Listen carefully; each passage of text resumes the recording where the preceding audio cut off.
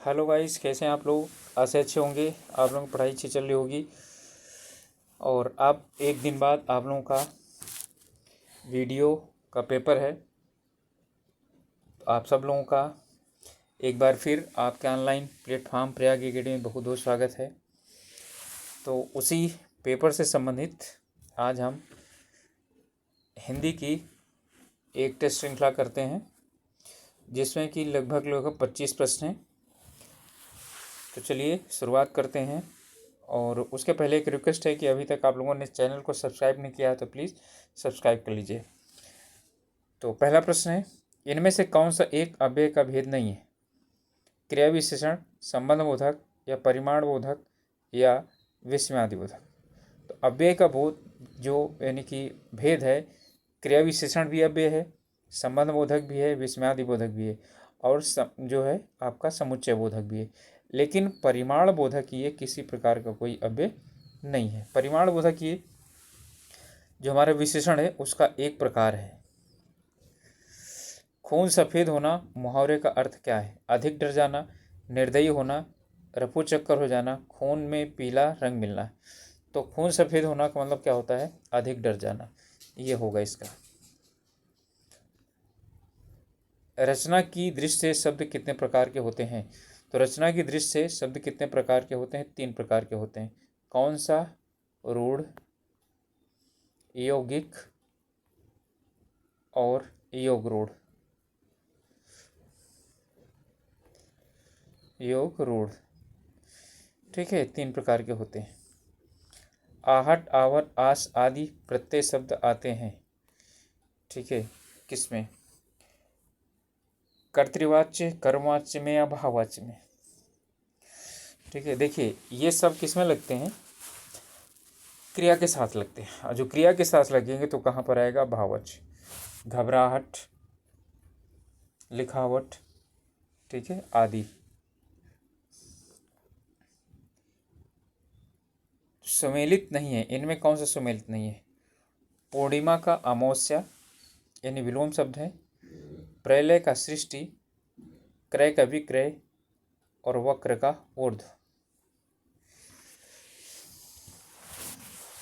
ठीक है, तो इसमें क्या पूर्णिमा का अमावस्या है, प्रलय का सृष्टि है, ठीक है, क्रय का विक्रय है और वक्र का ऊर्ध्व है। तो वक्र का क्या होता है, ऋजु होता है, ना कि ऊर्ध्व। ठीक है, ऊर्ध्व तो किसका होता है, क्षैतिज का।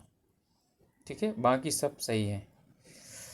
हिंदी शब्दकोश के अनुसार इनमें से संतान, सकल, सचल, सक्षम शब्द का सही क्रम कौन सा है। तो याद रखिएगा, जब शब्दकोश बनता है हिंदी का तो सबसे पहले अन मात्रा वाला आता है, या तो ये होगा और या तो क्या होगा, ये होगा।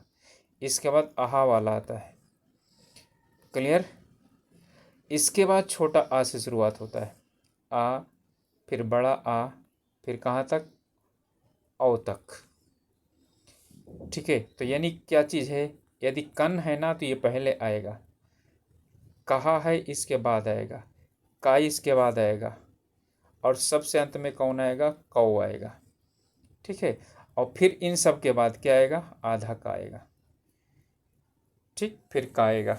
तो यानी कि जब स्वर समाप्त हो जाएगा तब क्या हो जाएगा, व्यंजन शुरू होगा ना। तो अब इसी तरह से क्या करिए, शुरुआत करिए। तो इसमें संतान से पहले शुरुआत होगा, तो सन, सन यहाँ पर भी है। फिर इस वक्त क्या आएगा, का आएगा, तो सकल हो गया। का के बाद छा आता है, ठीक है, तो संतान हो गया, सकल हो गया, सक्षम हो गया और सचल हो गया। जो ये छतरी वाला छा है ये क्या है, का, और ये सा से बनता है ना, इसलिए ये का वाले में ही आता है। ठीक है, का वाले में आएगा। और ये जो ज्ञा होता है, ठीक है, ये चा के बाद आता है, चा के बाद और झा से पहले, सॉरी छा से पहले।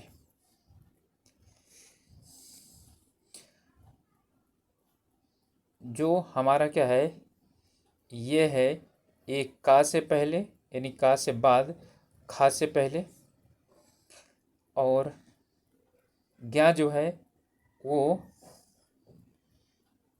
जा और इया, जा के बाद और झा से पहले इसके आ जाता है।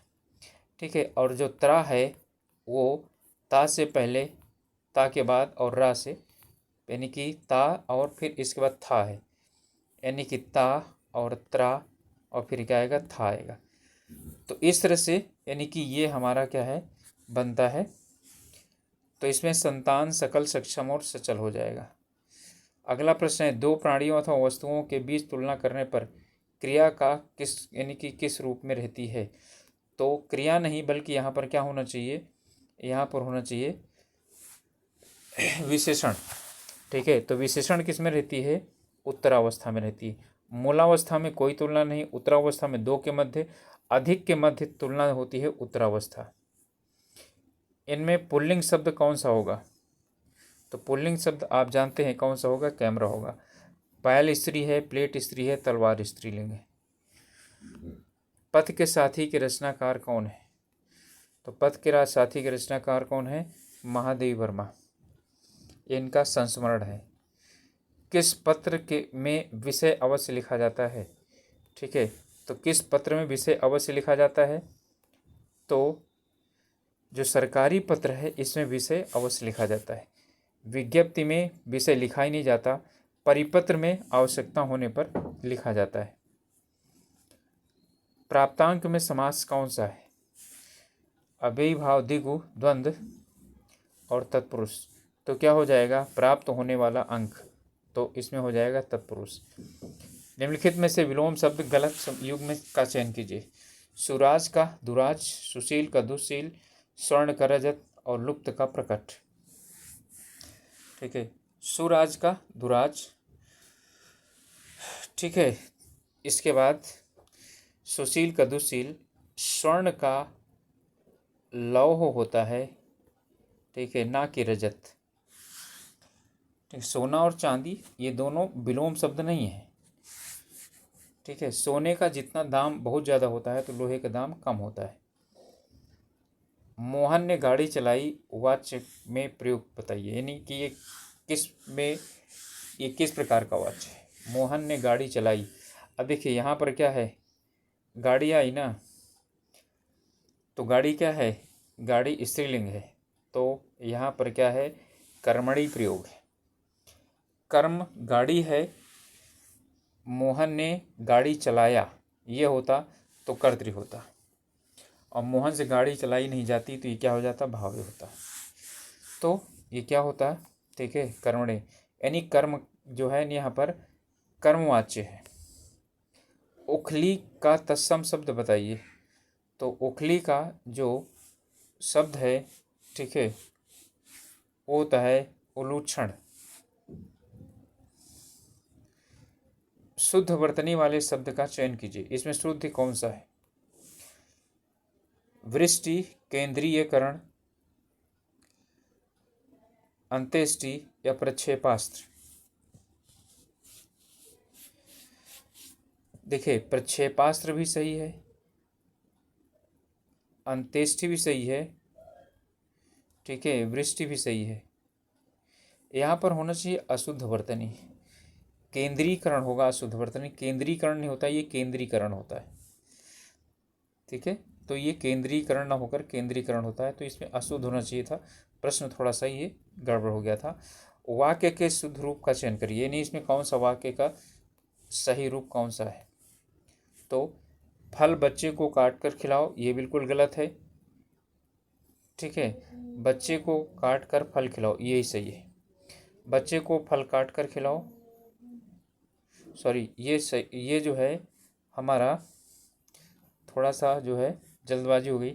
बच्चे को काट कर नहीं, फल को काट करके बच्चे को खिलाओ, तो क्या हो जाएगा, बच्चे को फल काट कर खिलाओ, ये सही होगा। और काट कर फल बच्चे को खिलाओ, ये यानी कि कर्म है, ये बाद में आना चाहिए। तो यहाँ पर ये ना हो करके बच्चे को फल काट कर खिलाओ, ये सही होगा। झाड़ मारना मुहावरे का अर्थ क्या है, तो झाड़ मारना यानी कि अपमान करना, चोट पहुंचाना, घृणा करना, प्राण संकट में डालना। तो झाड़ मारना का मतलब होता है अपमान करना।